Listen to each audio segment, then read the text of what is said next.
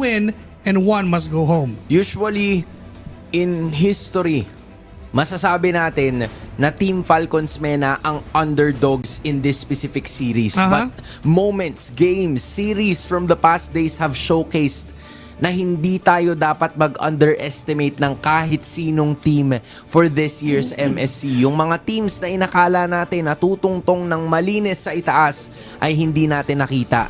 In fact, sila ang mga unang natanggal. At kung sino pa yung mga hindi natin inaasahan or dark horses are now the contenders for the championship. So, you cannot take anybody lightly here. And that's the same thing na ginagawa ngayon ng Team Falcons Mena kasi sila ang nagtanggal ng Ling and ng Fanny as threat to Kyle's Heroes. May Hirara pa naman na open. So, are they gonna be giving that to Team Falcons PH or kukunin na to ng Team Falcons Mena? Wala din yung Belerik at Atlas na palitan ng roamers right now. Even the Marcel and even the Freya. So nandyan na yung Hirara. Is it gonna be a Valentina for Haji or a Eudora +1? Yeah, and in addition to what you've mentioned, sanay tayo sa kupunan ng Mena na gumagamit din sila ng mga utility heroes. I think kahapon o nung isang araw nga yata yun na napagana nila yung Gord tsaka yung Fredrin. Pero ito, yung hindi natin nakita in a minute, Selena is gonna be picked up. So may mga changes na ginawa ang Team Falcons Philippines doon sa kanilang galaw mula sa kanila naging laban sa Team Vitality. I think they've learned a bunch of things. Try to open a lot more heroes na pwedeng gamitin itong si Haji because he's a very talented player. Mid laner to be specific, and Selena is gonna be showcasing that. Admin yan ng Selena GC. Oo, admin ni Burrito yan Noon pa man ay nagagamit niya na yung hero na yan. And ito rin actually yung hero nagpahirap sa kanila nung laban nila against Team Vitality. So maybe, just maybe, talagang nagpuyat at nag-aral ang Team Falcons PH out of that loss. Coach Moody Yagami again on his death note. Oo. Ando na yun minarkahan niya na yung mga pangalan na ilalatag niya. Dapat ilagay niya dyan yung Hirara, yung Chow, tsaka yung Alice. Tama. Diba? Kailangan mailagay mo dyan game number 1 para sure ball tayo, Coach Moody. But again, it's quite an interesting sight na yung Alice na hindi natin masyado nakikita over the last few days is making its appearance every now and then sa mga serye na talagang kinakailangan siya. I think Mena is also banking on the fact na pwede silang mag-build dun sa mga late game damage na hindi na talaga sila mababurst down. Kasi obviously having the Selena, it gives you an early game advantage but not so much kapag tumagal yung laban. Pagdating ng, yun din yung Nolan. Okay. So, ito rin yung ginamit ng Onyx Indonesia laban sa Hirara priority ng SRG kanina. So, I think ito nga yung mga nagiging sagot ng teams when it comes to that Hiraya. Not the Ling, dahil nga naman nabanto ng Team Falcons Mena. Correct. So, for the ban, Team Falcons PH, wala bang gold laner ang Falcons Mena? Might as well remove yung Moskov, yung Brody, yung Harith. Tapos, kuha na sila ng gold lane din sa kanilang fourth pick. Itago muna yung Rome. Very early game centric din yung heroes na pinili dito ng Pilipinas. So the rotations are gonna be off the essence. Isipin mo, tinanggal din nila yung Clint. Kasi nga, yung early game nandun. So para man-neutralize yung threat na magkakaroon din ng Mena ng early game scaling hero, pag tinanggal nila yung Clint and Brody, to be specific, baka yung Hirara na lang yung kailangan nilang problemahin dun sa mga early turtle takes. Oo, tapos kasi man-neutralize naman nila yung rotation ng show, courtesy of that Selena. Kita naman nila kung saan nanggagaling yan. Okay, ito, nakalagay na Pinas was heartbroken yesterday, sabi ni Madam. Pero ngayon, laban Pilipinas. Oo, shoutout talaga sa mga nandyan sa shoutout sa mga nandyan sa France, Oo. I-ano nyo na lang kami, kain nyo na lang kami ng ano ba mga pagkain doon? Baguettes. Yan. French bread, French fries. Joke lang, hindi French fries. Baguette lang, baguette. Madami. Madami ako kumain eh. Sige na nga. Valid point. Valid point. Yung Valen yung tinanggal. Valen point. Ang galing mo dun di ba? In fairness sa'yo ha. In fairness sa'yo ha. Pero ito, kidding aside, yung Clint, I get the idea dahil si Saano isa sa mga mas pipiliin pang mag-Clint Oo. kesa sa ibang mga Kesa mag-Moscow. kesa mag-Moscow at Brody. So, tinarget agad to ng side ng Team Falcons Philippines. That gives us the impression na ginamit nila yung day kahapon just to watch and learn to every single tendencies na meron ang Team Falcons MENA right now. For Team Falcons PH, safe to say na pwedeng roamer na yung kunin dito at itago muna yung hero ni Marco dahil marami pa naman. Oo, marami pa namang hero si Marco. Wala man yung Harith, nandiyan pa rin naman yung Claude. Wala man yung Clint, nandiyan pa rin naman yung Curry. Para lang mabalanse. Diba? At least meron silang late game insurance kung sakali. There goes the ayun na, Claude. Claude na. They decided to go for it instead of the Curry. Diba? So I think merong kasing in-out, may exit point pa rin naman na pwedeng panggalingan at labasan kagad itong si Super Marco kung sakali na pumuesto at makahanap siya ng hindi magandang tempo in terms of those team fights. May ipit ngayon sa Moscow ang Team Falcons Oo, MENA. kailangan nila kumuhaan ngayon. Oo, kasi pag di ka kumuha niyan, hindi mo na makukuha kasi tapos na yung pick and ban. Oo nga naman. Di ba? So, wala pa silang mid lane. Ano sagot nila doon sa Selena? Feeling ko lilihan na yung ganyan eh. Kasi, hindi, may Jushin pang... Imagine mo, mabot ng last pickan yung Jushin. Yan yung Moscow. Kaya not gonna lie, medyo nagtaka ako doon sa Valentina pick. Diba? Suportado ako yung Pilipinas, pero medyo nagtaka ako doon sa Valentina pick kasi wala ka pa namang kokopyahin dyan eh. Unless itong last pick ng Team Falcons Philippines ay pang ano talaga, pang gitgitan at matindihan talaga. Grak Hylos Gatot Gatsa. Pero ako, mas pipiliin ko dito, Grak na. Kahit pa may iframe yung yung Hirara, pag binigla mo yan, sa pool pa rin yan eh. Oo, wala ka namang magagawa pag binigla ka eh. Oo. Diba? Nabigla lang. Sa aking kwarto? Hindi ko alam. Hindi Pasensya ka na. Ano kayong pipiliin dito ng Team Falcons? Yun yung choice eh. Kasi nag-ban sila ng Valentina. So there must be something. Oo. Dapat meron sila ditong big ticket ultimate na kokopyahin. Ayoko na maghilda sila dito. Ayoko na Okay, there you go. Gatot Katsa. Okay. So AOG, ang gagamitin dito para pang-control dun sa backlines and hopefully give some space para sa ating mga manlalaro na tumuloy-tuloy talaga completely. So, here we go. The ban, I would say, or should I say, the pickings of the Philippines is looking quite decent in my opinion. Decente, pero ang pinag-ano ko lang dito, pinagkaka-worry ko lang naman ng bahagya ay yung Claude pick. Agree. Kasi alam naman natin, we've seen a lot of Claude heartbreaks sa nagdaang araw ng MSC. Nahirapan mag-scale, hindi na umaabot ng late game. Pero with the early game ng Team Falcons Philippines, I can say it's a better composition para isama sa Claude. Dahil Selena Gatot. We've seen this a couple of times already. Yung pag tinamaan ng pana, may AOG kasunod. Tapos meron pa silang Uranus for that added front line. So I can say, decente nga yung lineup ng Falcons PH. Ang kailangan na lang ay close to perfect if not perfect execution. This is officially gonna be game number 1. You were talking about execution kaagad at si Aray Troll mo. ay malalatagan ng sandabakmak na HP para sa lahat po ng mga kakaantabay lamang. Ang MENA ay nasa blue side, ang PH ay nasa red side. At tama po kayo, parehas po silang Team Falcons. So, wag po kayo magtaka. Okay lang po yan. Normal po yan. Kasi parehas naman po silang under one organization but one on or tanging isa lamang ang papasok doon sa top 8. And I'm sure na maraming nakaantabay dito sa matchup na to. Gaya ni Boss Vic, gaya ni Tama Boss Lon, naman. gaya ni Mark Gomez. Diba? Nandyan, nanonood yan. Watch party ang mga yan. Nanonood sila ngayon sa nananatiling pag-asa ng Pilipinas. Look at that arrow connecting. Yan! Coffin is down. Mainit agad ang tama ng tarima ng Pilipinas. Yun ang ikot. Yun Diba? Yun ang yun. ikot. I like it. I like the way they did things. Diba? Hindi na sila naghintay ng mag-level 4 pa si Kyle. Talagang tinodohan na nila. Umpisa pa lamang. Binanata na nila. And that's already a good sign para sa Team Falcons kasi first blood gold yon na napunta sa ating jungler. So masasakit pa yan habang tumagal. I saw the sign eh. And it opened up my eyes. Diba? Nakita na natin yung pagkatama ng pana na yun. Sakto pa kay Coffin, wala siyang purify, may flicker lang siya. Sige, sumubo ka. Sige, subukan mo. Sumuko ka. Sige, Manny Popcorn, wala.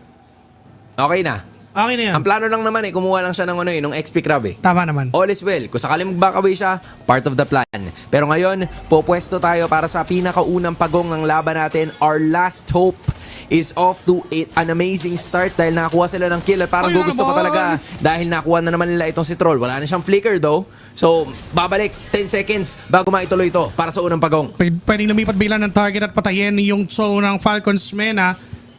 Yung sinasayaw, yung first turtle sinasayaw, hinahawak-hawakan, bibitawan, ganon ka linis na execution ang gustong gawin ng Falcons Philippines. Sanji is there to look at Team Falcons Philippines getting the turtle libreng-libre. Again, this is how you would know na maganda yung nangyayari pag hindi mo masyado nakikita si Marco sa mapa. That has always been the story. So Team Falcons Mena is gonna have to do something about it. Pero kung wala naman silang gawin, okay lang din sa atin. Diba? Okay, tama din. Okay lang din. A win is a win nevertheless. Pero parang papalag na naman ng Mena dito. May binanatan na naman sa may bandalikuran itong si Ogwen. Pero si Ogwen na malaratagan. And that is a lantern that is still A-OK. Wala pang magagalusan sa Falcons. It's still gonna stay at 1-0. Ang Pilipinas ay nananatiling matatag sa kanilang ginagawang ikot. Wala pang namamatay. Even Falcons Mena know na hindi pa enough yung... Hindi niya nakuha? Nakuha? Hindi nakuha. Hindi nakuha ni Boyet. So nakuha ni Flap? And kay Ni Kyle ata. OMG. Medyo malaking early game potential ang nawala sa Falcons Mena doon sa pagkakataon na yun. May taunt. Di na follow up ng isang magandang pana pero that is still good for Team Falcons Philippines. Yung mga ganong klaseng maliliit na bagay, yun yung mga magpapanalo sa kanila later on. Gutumin ang Mena, gutumin yung mga junglers, yung mga damage dealers. Andun naman yung mga pana at si Boyet na naman. Pasensya na kababayan. Trabaho lang, walang personalan. Pasensya na Boyet, pero ikaw kasi yung tinamaan. Ayan na naman. Sapul din yung kampi mo. May kasama pang AOG. Let's go! Philippines! Let's go! Eto na yun Looking good. Looking good of a start para sa Pilipinas. It seems like yung lahat ng mga learnings nila over the last 2 days Lahat ay talaga naipakita para sa rotation na ito. They're now leading by 2.5k. At yung mga ikot, yung sakit, yung damage output, kahit nga si Flap, kaya nang humarap sa dalawang mga miyembro as they are gonna be proceeding with this next turtle fight. Buong Pilipinas ay nakasaludo na ngayon sa Falcons Philippines. Pati yung Team Liquid ang sinasabi na ipaghiganti nyo na kami. Durugin nyo na sila lahat dyan. At ngayon pinapakita ang disiplina, ang linis ng laro. Throne of Rowis plus na flicker na magmumula doon. Kaso nga lang makakatakas pa si Kyle. Nandiyan naman yung Moscow Sanji gets that kill. Mababawian tayo bahagya ng Falcons Mena. At makukuha ni Boyet yung turtle pero papalag at lalaban. AOG mula kay Ogwen. Flap goes down. Kasabay ni Troll na mawawala din. Magkakatakbuhan. Nilalaban pa rin. Boyet goes down ulit sa kamay ni Adji. In fairness sa Mena, nagkaroon sila ng bawi-bawi doon. Nakakuha sila ng turtle at finally nakakuha din sila ng 2 kills. Napabagsak nila itong si Kyle so medyo nalimitahan nila yung potential na ikot niya para mas makapag-farm ng mabilis. But Team Falcons had some good answers as well.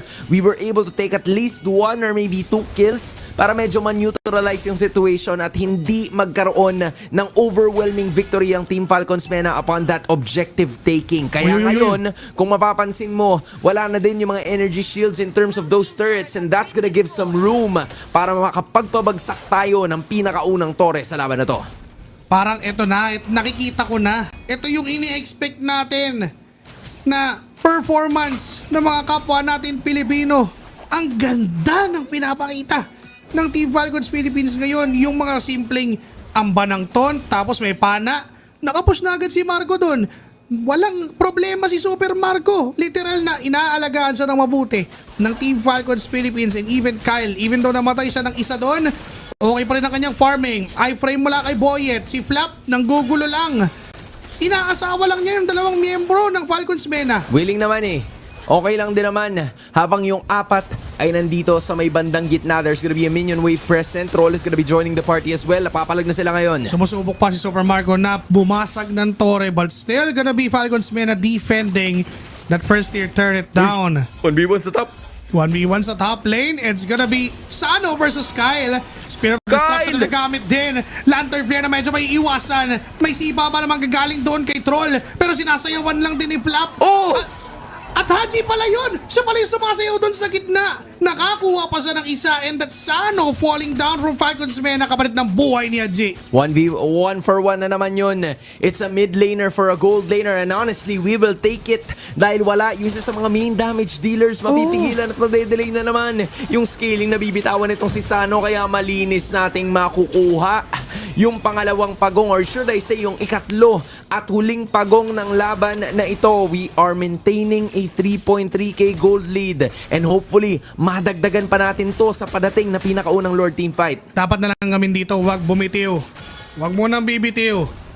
Hawakan lang ang kalamangan na to. And look at Ogwen and Super Marco. Magkasama na sila mula kanina pa. Hindi na iniiwanan pa ni Ogwen na mag-isa yung Claude ng Falcons Philippines and for Falcons Mena, kailangan na rin nila na sila mismo magsama-sama. Kinukulang na ng damage output. Kinukulang Saan magagaling?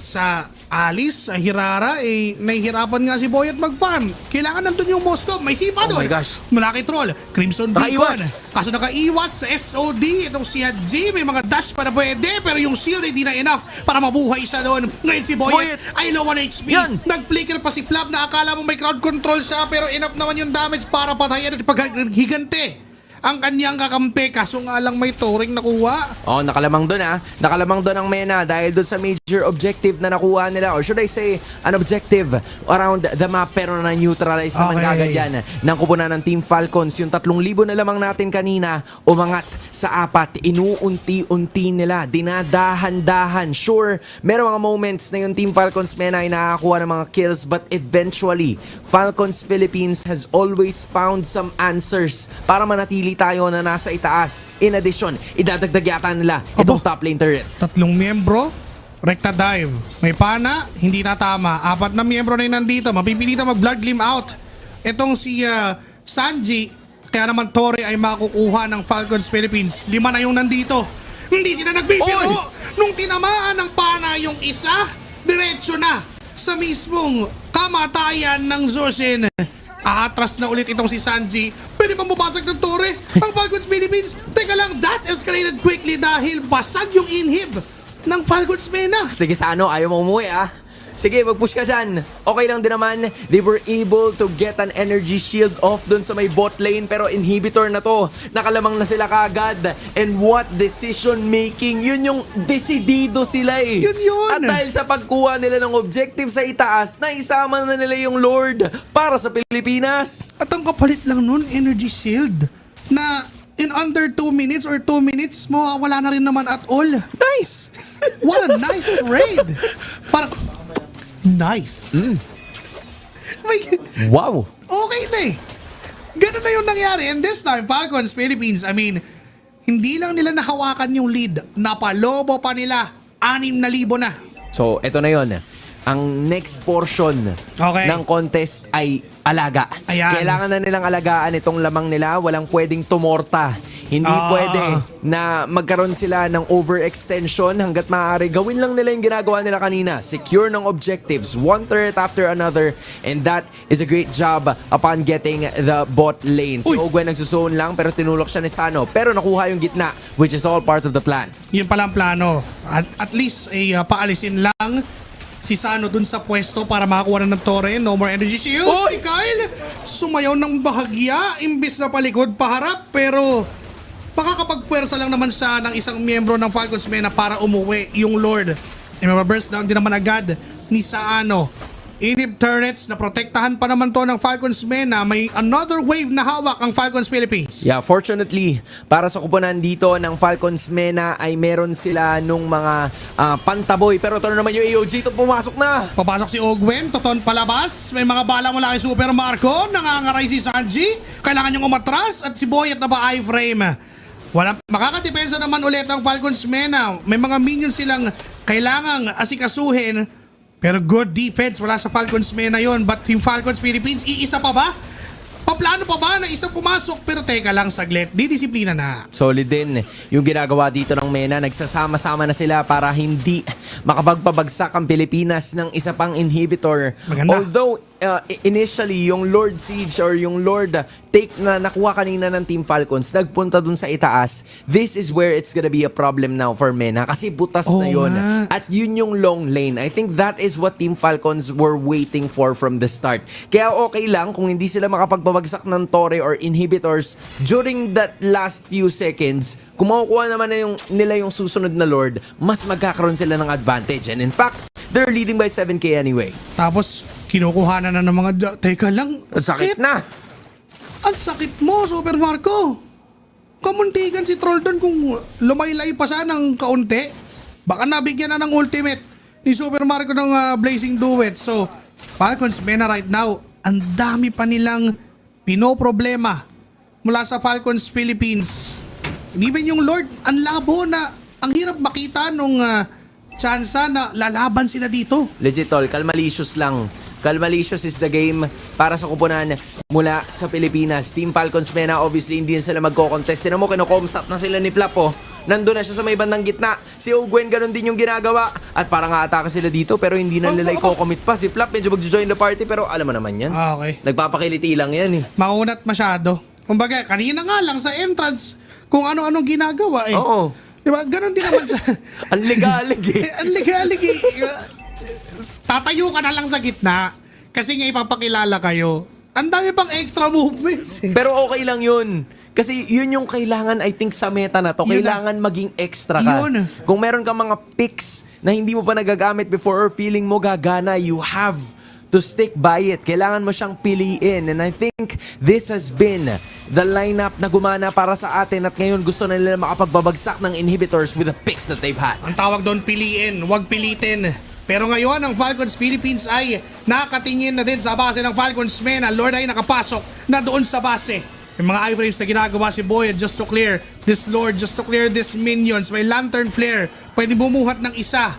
Pero dinadaan lahat ng Pilipinas sa sistema dahil yung gitna ay basag na, isusunod na yung baba. Laking bagay na nandun si Sano sa side nitong Mena. Pero nag-conceal yata sila, nakanakap na naman, medyo nag-overextend ba? O papalag yata silang dalawa? Nagka-aplikiran doon, nagdadali pa si Sano. Kapalit ng buhay ni Ogwen, pero pumapalag pa ang Falcons Mena double kill na para kay Boyet. Patay din naman si Sanji. Kevin gets clapped down. That's 3 members, kapalit ng dalawa na lumalaban pa, Kyle. And even itong si Super Marco, Oh my gosh. ay atras na ng tuluyan, but that was a good defense still para sa Falcons Mena. Boyet with those outplays. Ang ganda din ng ginagawa. Ang ganda din ng ginawa ni Troll doon. Nanakap niya si Marco. Sipin mo, nagsimula sila dyan. Ang main target nila is obviously si Sano. Nakuha nila yung taunt, nakuha din yung Abyssal Arrow. At dahil doon, sapat na damage na yun para mapatumba yung Moskov. But then, ang ganda ng ginawa na Crimson Beacon para mailatag yung stuns, yung crowd control, and eventually bringing not even 1 but 3 heroes down sa side ng Pilipinas, which gives Team Falcons a little bit more room. Buti na lang nakuha ni Kyle yung kanyang purple objective. Kala ko na agaw yon ni Boyet. Now, 41 seconds rather para dito sa next na Lord ng ating laban. Team Falcons Philippines. Medyo nahihirapan silang tapusin itong game na to courtesy of the clear wave na meron itong sila sa Coffin and Boyet. And sumasabay na rin sa galaw eh. Andun na eh. Parang kailangan pa din respetuhin ng Pilipinas yung damage output ng Mena right now. Ngayon si Flap, bababad ng onti. Teka lang, si Sanji nasaktan. Okay yun. That's good sign. Not gonna lie, that's a good sign. Kasi meron pa rin tayong damage. Kasi nga ito, yung bunga ng pagfa-farm talaga ni Super Marco, mas magiging kasali na siya doon sa team fight. Oo. Pero at the same time, gaya ni Sano sa kabila, siya rin na magiging primary target dito ng Team Falcons. Pero magda-damage output na talaga sila. Si Troll Troll ang una. Natot lang siya ng isa, tapos hindi siya nakagalaw ng tuluyan eh. OG pa mula kay Ogwen para hamurin sa ito si Coffin. Pero okay na yon. Napalayas na nila dun sa Lord area. Libre na naman. Teka lang, SOD. Okay. Kalmado, kalkulado, sigurado. Grabe, nakita ko yung dati. Kaso Hindi. Iba yun eh. Iba yun eh. Oo. Hindi po pwede yun, boy. Hindi mo pwedeng gayahin yun. Kaya ito, papalag na sila. Hindi na nila hihintayin yung Lord. Papabagsakin na nila yung inhibitor just when Mena wasn't looking. At kalbo na ang base. Malamang sa alamang, sa gitna na magmamarcha yung Lord. Ngayon pwede na diretso hinto ng Team Falcons Philippines. Again, kung sino ang manalo sa serye na to, siya ang pupuno ng 8 slots ng knockout stage teams, at kung sino mang matalo ay sadly malalaglag na ang Falcons Philippines on the verge of getting this game number 1 sa base, sa gitna. Doon dediretso ang madla. Pero merong isang nahuli na pa winter crown bigla itong si Sanji, kaya may iwasan niyang mamatay. Pero may AOG mula kay Ogwen. Nakatingin na rin sa base ang ibang mga miyembro ng Falcons Philippines, pero dinidepensa pa ito ng Falcons Mena. Pinupusuan pa. Boyet goes down, pero game 1 Let's go! atin na! Pilipinas, isa na lang! One more game! Philippines is doing it! Ito yung Pilipinas. Ito yun? Ito yun. I think a lot of people kind of doubted. Mga nagduda na pagkatapos ng mga nangyari ng mga nakaraang araw. Pero pinaalala sa atin ng Team Falcons Philippines that this is what you're supposed to be expecting. All smiles para sa lahat ng mga nasa Paris. And they're very happy and joyful with the result of that game number 1. Obviously, hindi pa to tapos, but we're off to an amazing start. Ang ganda ng simula, ang linis ng mga laro, ang ganda ng choices. Medyo nadali lang bahagya ng mga bandang dulo dahil pinupusuan ng Falcons Mena. Pasensya na, Boyet. We love you. Mahal ka namin. Pati na rin sa mga kampi mo. Mahal din namin yung mga yan. Pero nandito na tayo eh. Nasa punto na tayo na kailangan namin kayong ilaglag para manatili ang Pilipinas. Oh, eventually sa MENA din naman eh. Kailangan nila tayong ilaglag para Yun manatili naman eh. ang MENA. Tama, ganun din eh. Same lang. Diba? Same lang. Kung sino lang ang makagawa, GG's. Kung sino ang hindi makagawa, NTs. Diba? Yun ang senaryo. Sabi ni Tekman, aprobado niya yan.